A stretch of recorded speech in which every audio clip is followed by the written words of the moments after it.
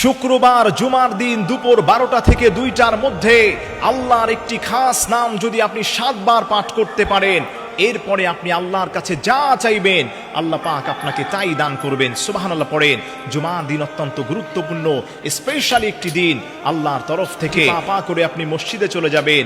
হাদিসের বর্ণনায় পাওয়া যায়, আল্লাহর কোনো গোলাম যদি মসজিদের দিকে রওনা হয়, প্রত্যেক কদমে কদমে তার এক বছরের গুনাহ আল্লাহ পাক মাফ করে দেন। এক বছর নফল রোজার সওয়াব আল্লাহ তার আমলনামায় দান করেন।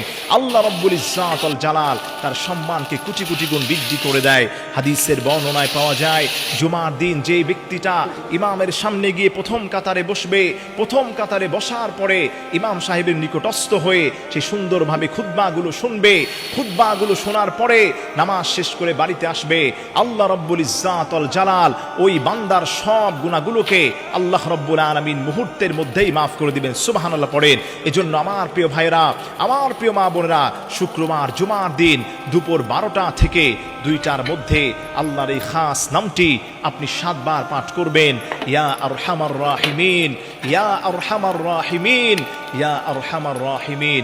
এরপরে আপনি যা চাইবেন নবীজি বলেন উস্তুজিব, আল্লাহ ওই গোলামটাকে তাই দান করবেন।